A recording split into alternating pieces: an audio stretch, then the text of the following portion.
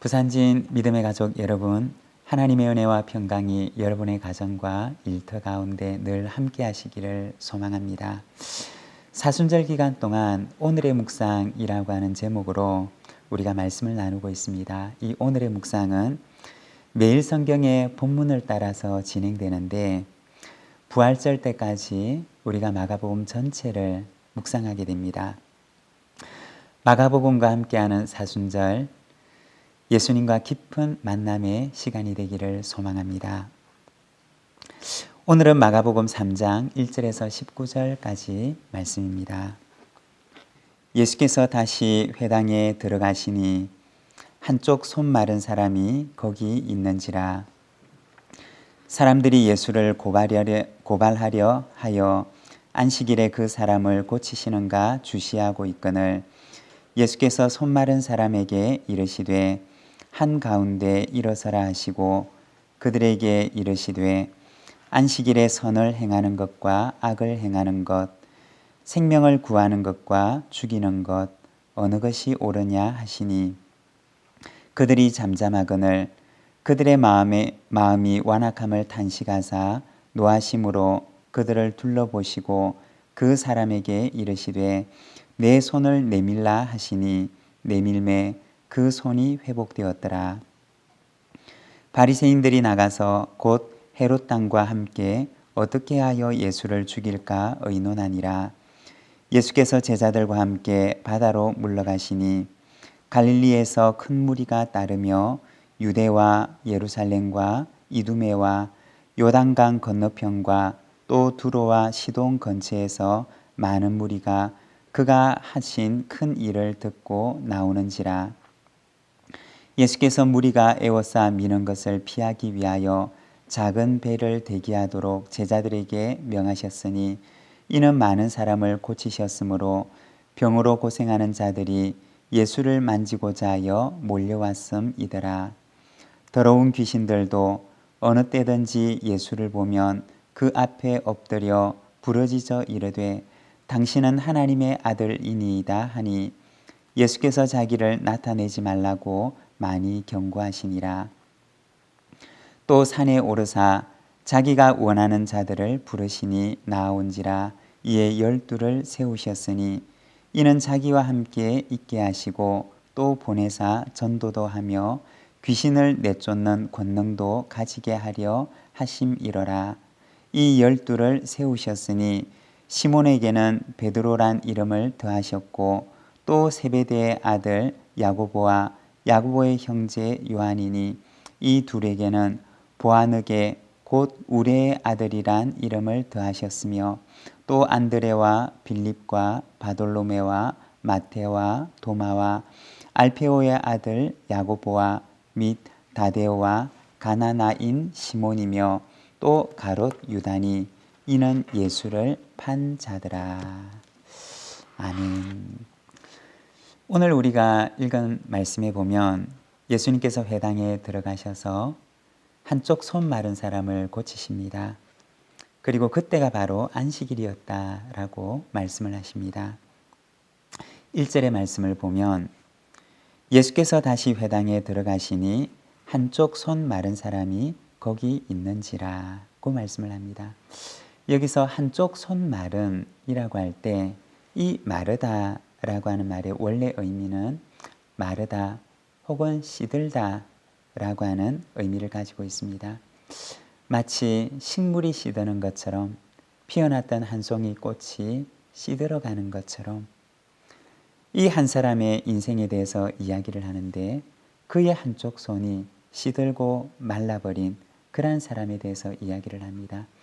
어쩌면 이 사람은 선천적으로 태어나면서 유난히 왜소한 그러한 작은 손을 가지고 태어났는지도 모릅니다. 아니면 후천적으로 한쪽 손에 마비가 왔는지도 모릅니다. 꽃처럼 시들어버린 손을 가지고 태어나면서 혹은 건강한 한 손에 마비가 찾아오면서 그의 삶도 마치 꽃처럼 시들어버리고 말았는지도 모릅니다. 바로 그 사람 앞에 예수님께서 서 계십니다. 예수님께서 그에게 말씀하십니다. 한가운데 일어서라. 많은 사람들이 그 모습을 지켜보고 있었습니다. 예수님이 안식일에 저 사람의 병을 고치는지 안 고치는지 어디 한번 보자 라고 생각을 하며 그들은 예수님을 지켜보고 있었습니다. 예수님께서 그들에게 물으십니다. 안식일에 선을 행하는 것과 악을 행하는 것, 생명을 구하는 것과 죽이는 것, 어느 것이 옳으냐? 우리가 어제 안식일의 의미에 대해서 함께 묵상을 했는데 창세기 2장 2절에 보면 이렇게 말씀을 합니다. 하나님이 그가 하시던 일을 일곱째 날에 마치시니 그가 하시던 모든 일을 그치고 일곱째 날에 안식하시니라. 바로 안식일의 기원에 대해서 안식일이 어떻게 시작된 것이고 그리고 안식일의 참 의미가 무엇인가에 대해서 말씀을 하십니다. 여러분, 안식일의 참 의미가 무엇입니까? 참 안식의 의미가 무엇입니까? 창세기 2장의 말씀을 보게 되면 이 최초의 안식, 이 안식의 의미는 바로 하나님의 완성에 있었던 것입니다. 그가 하시던 모든 일을 그치고 일곱째 날에 안식하시니라고 하는 이 말씀은 6일 동안의 하나님의 그 창조가 하나님의 마음에 꼭 맞도록 완성이 되었다라고 하는 그러한 의미를 가지고 있습니다. 피조된 세계를 바라보고서 하나님께서 참 좋구나, 내 마음에 흡족하구나, 너무나 좋구나 라고 말씀하시는 이 안식의 참 의미는 이와 같은 완성이 있는 것입니다. 하나님의 마음에 꼭 맞는 조금도 부족함이 없는 창조의 완성, 그것이 바로 안식의 의미입니다. 그런데 유대인들은 이것을 그들의 종교적인 올가미 가운데 가두어 버리고 말았던 것입니다. 안식일이 되면은 몇 걸음 이상 걸으면 안 돼. 안식일이 되면 이것을 해서는 안 돼. 안식일 날에는 저것을 해서는 안 돼. 그들은 수많은 금지 규정들을 가지고 이 안식일을 올무 속에 가두었던 것입니다. 예전에 이스라엘에서 유학하는 한 친한 후배가 있었습니다. 이스라엘에는 지금도 이 안식일을 아주 엄격하게 지킵니다. 한 번은 학교 기숙사에 있는데 한 방에 사는 유대인 룸메이트에게 연락이 왔습니다. 주말을 맞아서 집으로 가는데 집에 가서 보니까 깜빡 잊고 열쇠를 가지고 오지 않은 것이었습니다. 그런데 마침 그날 저녁 안식일이 시작되었던 것입니다. 룸메이트의 집과 학교 기숙사는 안식일에 갈 수 있는 거리가 아니었던 것입니다. 그래서 연락이 오기를 나는 유대인이고 안식일이 시작되어 열쇠를 가지러 갈 수가 없으니 이방인인 당신이 열쇠를 가지고 우리 집으로 좀 와주시오 라고 하는 연락을 했던 것입니다. 공경에 처한 친구를 돕기 위해서 안식일에 갈 수 있는 거리를 넘어서 열쇠를 전달해 주고 왔습니다. 그리고 그 다음 주가 시작되었습니다. 친구가 기숙사에 왔는데 얼마 동안 말도 하지 않고 아는 척도 하지 않더랍니다. 왜 그런가 했는데 알고 보니 안식일을 범한 죄인이기 때문에 부정해지는 기간이 지나고 난 뒤에야 비로소 다시 교제할 수가 있다라고 하는 것이었습니다. 안식일이 그들의 종교적인 올가미가 되고 말았던 것입니다. 오늘도 그들은 예수님을 지켜봅니다. 예수님이 안식일을 범하나 범하지 않는가? 그들은 지켜봅니다. 예수님께서 그들을 보시며 말씀하십니다. 안식일에 선을 행하는 것과 악을 행하는 것, 생명을 구하는 것과 죽이는 것, 어느 것이 옳으냐? 라고 말씀하십니다. 여러분, 안식일은 어떤 날입니까? 안식일은 바로 하나님의 완성의 날이고 하나님께서 온 세상을 그리고 온전한 삶을 살아가지 못하는 사람들을 회복하시는 바로 회복의 날입니다. 혹시 온전한 삶을 누리고 있지 못하는 이들이 있다면 그들로 하여금 하나님 안에서 온전한 삶을 누릴 수 있도록 돕는 날, 바로 그날이 진정한 안식일의 의미이고 그날이 바로 진정한 안식일인 것입니다. 바로 그 회복의 날에 우리 주님께서는 말씀하십니다. 내 손을 내밀라.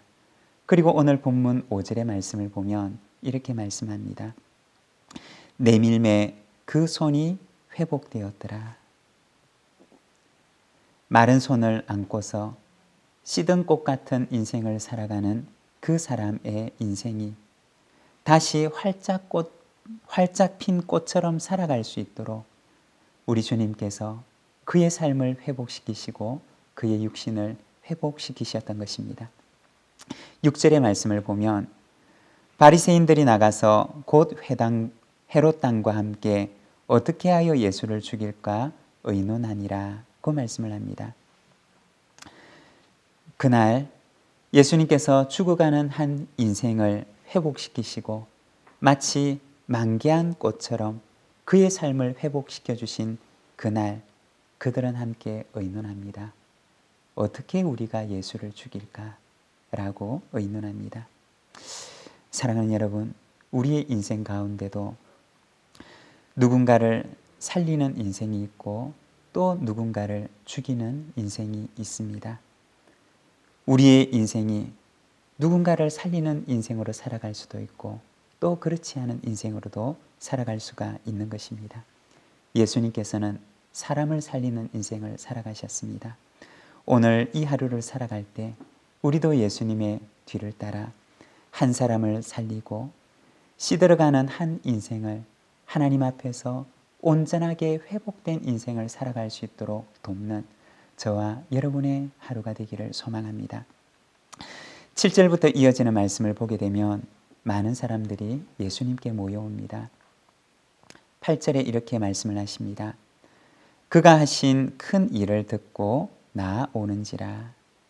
그리고 10절에 이어 말합니다.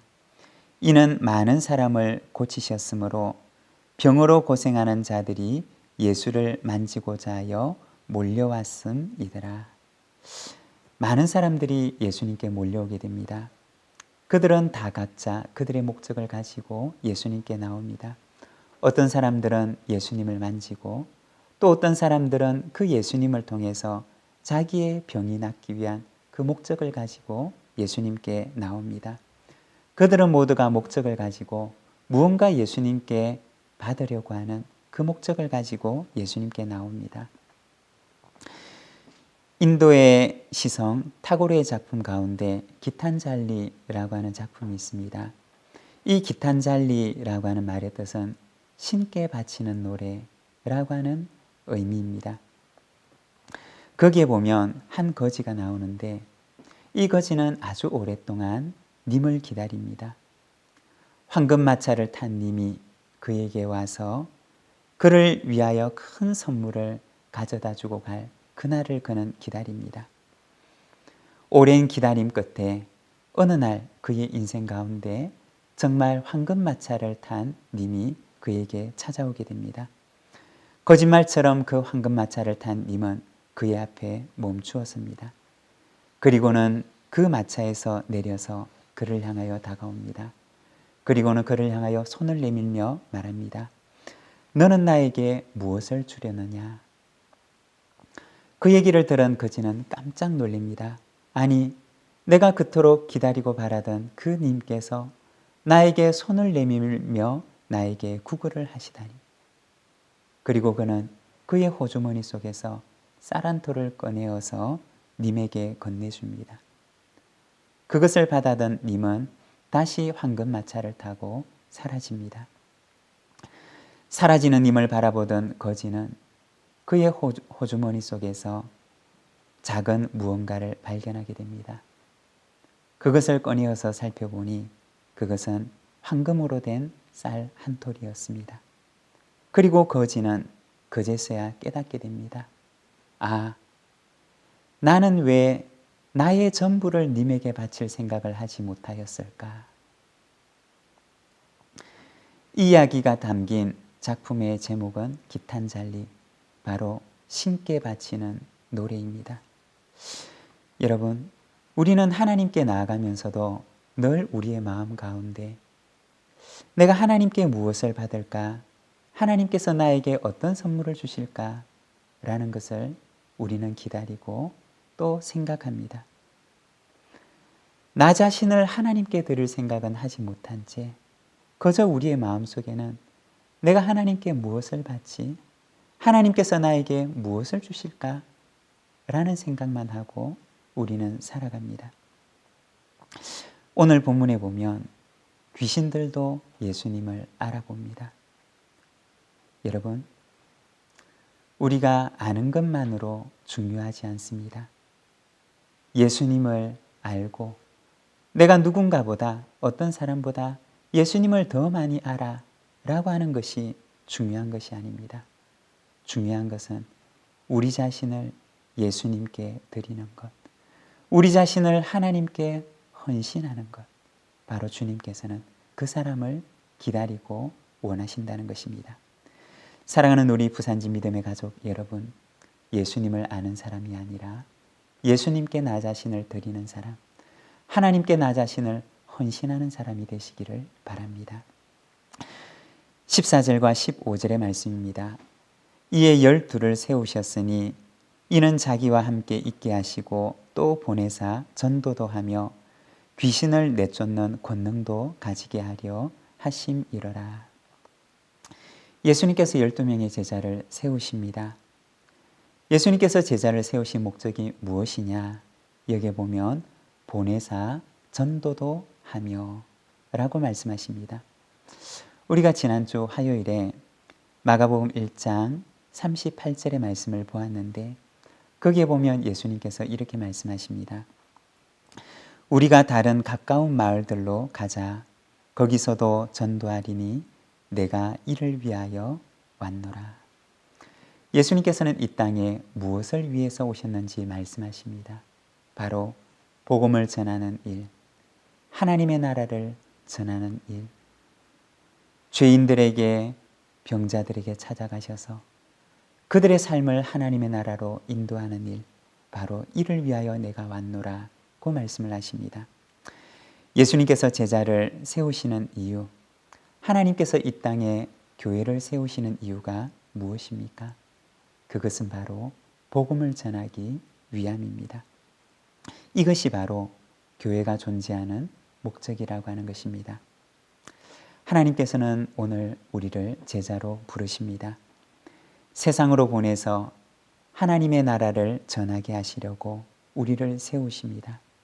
사랑하는 우리 부산진 믿음의 가족 여러분, 오늘 이 하루도 생명을 살리는 자로, 그리고 이 세상 가운데 주님의 하나님 나라의 복음의 증인이 되어 살아가는 저와 여러분의 이 하루가 되기를 소망합니다.